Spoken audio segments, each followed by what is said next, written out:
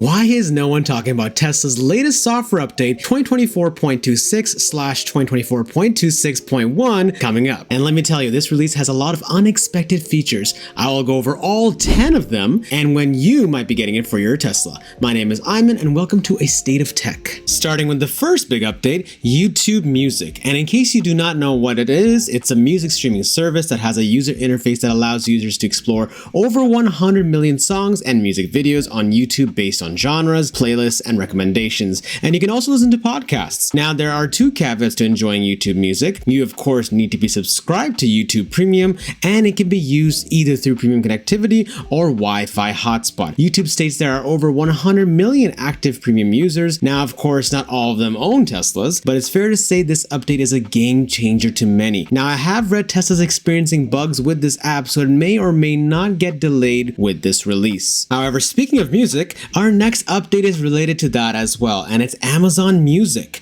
which, as the name implies, it's also a music streaming service. It delivers a library of more than 100 million songs as well as a huge catalog of podcasts for streaming and offline listening. Exactly what your listening experience sounds like depends on the plan you choose. Now, if you're already a Prime member, which is likely since there are over 230 million active users worldwide, you already get access to one of the Amazon Music tiers, which I myself didn't know I got as a Prime member. This too can be used either through premium connectivity or Wi-Fi hotspot. Now, if only Tesla can get Prime Video added as well. Up next, we have the parental controls feature. Now, this is great if you don't trust your kids and you want to slap some restrictions on them without yelling at them whenever they borrow your Tesla. You can now enable parental controls with a pin on your vehicle, set a maximum speed limit, and limit acceleration to chill to prevent them from wearing out your tires. Turn on safety features such as speed limit warning, automatic emergency braking, and forward collision warning. Also, configure night curfew to receive notifications through your Tesla mobile app when the vehicle is driven past curfew. Now, some might find this extreme, but I'm sure Tesla will allow you to use the features from parental controls that you find relevant, and I'm sure they'll allow you to customize it accordingly. The next feature in this update, Tesla is adding the weather forecast and air quality to the vehicle status bar alongside the temperature. Poor air quality is indicated by an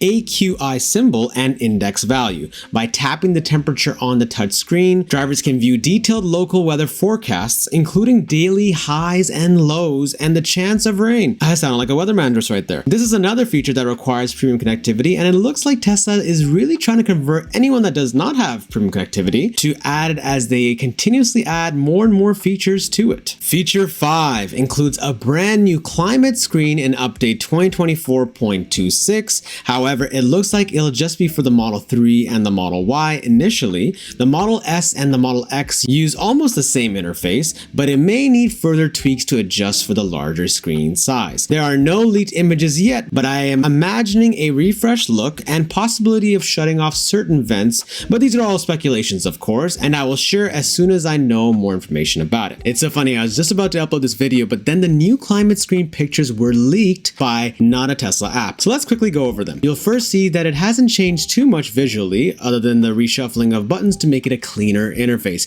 Dog and camp mode are in the top center now, and the ability to toggle front and rear are at the top as well, making it overall a lot less busier. Personally, I was fine with the previous climate screen, but let me know your thoughts on this new update. Feature 6 is scheduled charge and preconditioning. Tesla currently allows owners to set up charging and preconditioning schedules, although the current options are somewhat restricted, prompting many owners to seek more customizable third-party alternatives. While the actual implementation remains unseen, Tesla's forthcoming updates to scheduled charging and preconditioning promises significant improvements. Tesla says drivers will be able to schedule charging and preconditioning via a redesigned menu or the Tesla mobile app, where you can select a location, set one-off or recurring schedules, and control charging times, which is pretty cool. Now we're already at feature 7, and that is the ability to navigate to sub-destinations. Now this one is pretty straightforward. When you enter a navigation destination, you can select a sub-destination, such as a specific terminal at the airport. I don't know if you've ever found that whenever you're traveling and going to the airport, it's always takes you to a very generic area versus actually the exact terminal you're seeking. So this is a great update for that. Getting navigated to places with more accuracy is only a win for everybody. At number 8, we have Go on Green. The traffic light and stop sign control features no longer requires explicit driver confirmation information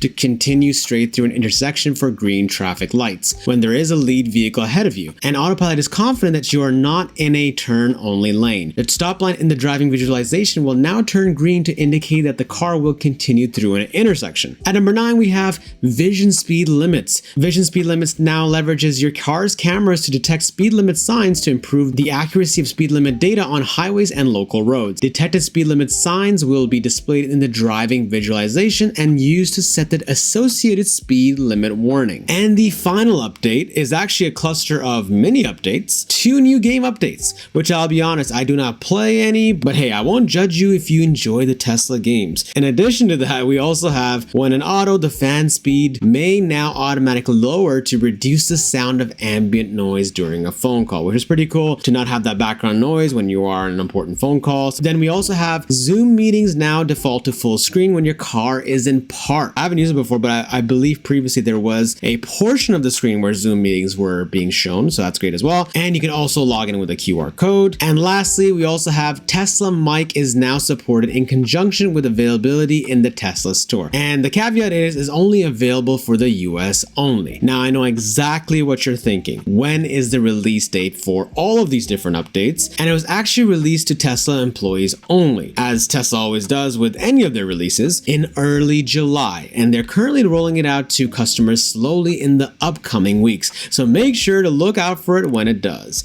And if you made it this far, you might as well like the video and smack the subscribe button as it helps the channel grow. Cheers and take care, my friend.